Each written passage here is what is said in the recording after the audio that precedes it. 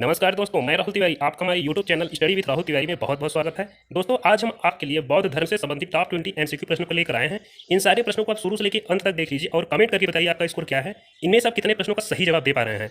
दोस्तों, इसके पिछले वाली वीडियो में हम वैदिक काल से संबंधित जितने भी महत्वपूर्ण प्रश्न थे उन प्रश्नों को बता रखे हैं, तो आप हमारे पिछले वीडियो को भी देख लें। तो चलिए शुरू करते हैं। आज के लिए पहला प्रश्न, महापरिनिर्वाण मंदिर कहाँ अवस्थित है? ऑप्शन ए है कुशीनगर में, ऑप्शन बी है सारनाथ में, ऑप्शन सी है बोध गया में, ऑप्शन डी है श्रावस्ती में। दोस्तों ध्यान रहे, महापरिनिर्वाण मंदिर उत्तर प्रदेश के कुशीनगर जिले में स्थित है। मंदिर में स्थापित भगवान बुद्ध की मूर्ति 1876 ईस्वी में उत्खनन के द्वारा प्राप्त की गई थी। महापरिनिर्वाण मंदिर विश्व में बौद्ध धर्म के सबसे पवित्र मंदिरों में से एक माना जाता है। इस प्रकार इस प्रश्न का सही जवाब होगा option A Kushinagar. Next question, निम्नलिखित में से किस राजवंश के अभिलेख से इस परंपरा का समर्थन होता है कि लुम्बिनी शाक्यमुनि बुद्ध का जन्म स्थान था? इसका ऑप्शन ए दिया गया है मौर्य, ऑप्शन बी दिया गया है शुंग, ऑप्शन सी है सातवाहन और ऑप्शन डी है कुषाण। मौर्यवंशी शासक अशोक के रुम्बिंदेई अभिलेख से सूचना मिलती है कि शाक्यमुनि बुद्ध का जन्म लुम्बिनी में हुआ था। इस अभिलेख के अनुसार अशोक राज्याभिषेक के 20 वर्ष बाद यहाँ आया था और उसने उस स्थान की पूजा की थी जहाँ शाक्यमुनि बुद्ध का जन्म हुआ था। साथ ही इस अभिलेख में लुम्बिनी के बुद्ध का जन्मस्थल होने के कारण इसे कर छूट प्रदान करने की घोषणा का भी उल्लेख है। अतः अशोक के रुम्बिंदेई अभिलेख से सूचना मिलती है कि शाक्यमुनि बुद्ध का जन्म लुम्बिनी में हुआ था। इस प्रकार इस प्रश्न का सही जवाब होगा ऑप्शन ए मौर्य वंश। प्रथम बौद्ध समिति का आयोजन हुआ था। इसके 4 विकल्प दिए गए हैं। ऑप्शन ए है अनिरुद्ध के शासनकाल में, ऑप्शन बी है अजातशत्रु के शासनकाल में, ऑप्शन सी है बिंबिसार के शासनकाल में, ऑप्शन डी है उदयभद्र के शासनकाल में। दोस्तों ध्यान रहे, प्रथम बौद्ध समिति का आयोजन अजातशत्रु के शासनकाल में हुआ था। द्वितीय बौद्ध समिति का आयोजन कालाशोक के शासनकाल में हुआ था। तृतीय बौद्ध समिति का आयोजन अशोक के शासनकाल में हुआ था और चतुर्थ बौद्ध समिति का आयोजन कनिष्क के शासनकाल में हुआ था। अतः इस प्रश्न का सही जवाब होगा ऑप्शन बी अजातशत्रु के शासनकाल में। नेक्स्ट क्वेश्चन, भगवान बुद्ध के महापरिनिर्वाण के बाद पहली बौद्ध संगीत हुई थी। ऑप्शन ए राजगृह राजगीर में, ऑप्शन बी गया में, ऑप्शन सी पाटलिपुत्र में और ऑप्शन डी वैशाली में। दोस्तों भगवान बुद्ध के महापरिनिर्वाण के बाद पहली बौद्ध संगीत राजगृह राजगीर में हुई थी, द्वितीय बौद्ध संगीत वैशाली में हुई थी, तृतीय बौद्ध संगीत पाटलिपुत्र में और चतुर्थ बौद्ध संगीत कुंडलवन कश्मीर में हुआ था। अतः इस प्रश्न का सही जवाब होगा ऑप्शन ए राजगृह राजगीर में। नेक्स्ट क्वेश्चन, निम्न में से किस शासक ने द्वितीय बौद्ध सभा का आयोजन किया था? ऑप्शन ए है अजातशत्रु, ऑप्शन बी है कालाशोक, ऑप्शन सी है आनंद, ऑप्शन डी है अशोक। दोस्तों ध्यान रहे, द्वितीय बौद्ध सभा का आयोजन कालाशोक के शासनकाल में हुआ था। प्रथम बौद्ध सभा का आयोजन अजातशत्रु के शासनकाल में हुआ था। तृतीय बौद्ध सभा का आयोजन अशोक के शासनकाल में हुआ था और चतुर्थ बौद्ध सभा का आयोजन कनिष्क के शासनकाल में हुआ था। अतः इस प्रश्न का सही जवाब होगा ऑप्शन बी कालाशोक के शासनकाल में। नेक्स्ट क्वेश्चन, कश्मीर में कनिष्क के शासनकाल में जो बौद्ध संगीत आयोजित हुई थी उसकी अध्यक्षता निम्नलिखित में से किसने की थी? इस प्रश्न का 4 ऑप्शन दिया गया है। ऑप्शन ए है पार्श्व, ऑप्शन बी है नागार्जुन, ऑप्शन सी है शूद्रक और ऑप्शन डी है वसुमित्र। दोस्तों ध्यान रहे, बौद्ध धर्म की चतुर्थ संगीत कुषाण शासक कनिष्क के राज्यकाल में कश्मीर के कुंडल वन में हुई थी। इसकी अध्यक्षता वसुमित्र ने की थी तथा इसके उपाध्यक्ष अश्वघोष थे। अतः इसका सही जवाब होगा विकल्प डी वसुमित्र। नेक्स्ट क्वेश्चन, निम्नलिखित 4 स्थानों में हुई बौद्ध संगतियों का सही कालक्रम नीचे दिए हुए कूट से ज्ञात करें। पहला दिया गया है वैशाली, दूसरा दिया गया है राजगृह, तीसरा दिया गया है कुंडलवन और चौथा दिया गया है पाटलिपुत्र। दोस्तों ध्यान रहे, प्रथम बौद्ध संगीत का आयोजन राजगृह में हुआ था, द्वितीय बौद्ध संगीत का आयोजन वैशाली में हुआ था, तृतीय बौद्ध संगीत का आयोजन पाटलिपुत्र में हुआ था और चतुर्थ बौद्ध संगीत का आयोजन कुंडलवन में हुआ था। अतः इसका सही जवाब होगा 2, 1, 4, 3। अतः विकल्प डी इसका सही जवाब है। नेक्स्ट क्वेश्चन, चतुर्थ बौद्ध संगीत परिषद हुई थी।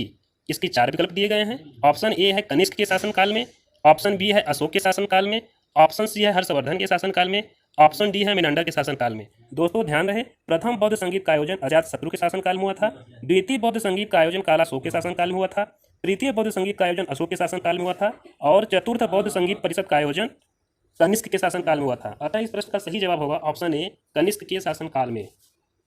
नेक्स्ट क्वेश्चन और आज का सबसे महत्वपूर्ण प्रश्न, सप्तपर्णी गुफा कहाँ स्थित है? इसके 4 ऑप्शन है। ऑप्शन ए है सांची में, ऑप्शन बी है नालंदा में, ऑप्शन सी है राजगृह में और ऑप्शन डी है पावापुरी में। दोस्तों ध्यान रहे, प्रथम बौद्ध संगीत का आयोजन राजगृह में सप्तपर्णी गुफा में हुआ था। अतः सप्तपर्णी गुफा राजगृह में अवस्थित है। इस प्रकार इस प्रश्न का सही जवाब होगा ऑप्शन सी राजगृह में। अगला प्रश्न, बुद्ध कौशाम्बी किसके राज्यकाल में आए थे? ऑप्शन ए है शतानीक, ऑप्शन बी है उदयन, ऑप्शन सी है बोधि, ऑप्शन डी है निचसु। दोस्तों ध्यान रहे, महात्मा बुद्ध वत्सराज उदयन के शासनकाल में कौशाम्बी आए थे। वहाँ उन्होंने 9वां विश्राम किया उदयन ने पिंडोला भारद्वाज के प्रभाव से बौद्ध बनने के बाद घोषिताराम बिहार भिक्षु संघ को दान किया। अतः इस प्रश्न का सही जवाब होगा ऑप्शन बी उदयन। अगला प्रश्न, बुद्ध की मृत्यु के पश्चात प्रथम बौद्ध संगीत की अध्यक्षता किसने की थी? ऑप्शन ए है महाकश्यप ने, ऑप्शन बी है धर्मसेन द्वारा, ऑप्शन सी है अजातशत्रु, ऑप्शन डी है नागसेन द्वारा। दोस्तों ध्यान रहे, प्रथम बौद्ध संगीत बुद्ध की मृत्यु के तत्काल बाद राजगृह की सप्तपर्णी गुफा में हुई। इस समय मगध का शासक अजातशत्रु था। इस संगीत की अध्यक्षता महाकश्यप ने की तथा इसमें बुद्ध के प्रमुख शिष्य आनंद और उपाल भी उपस्थित थे।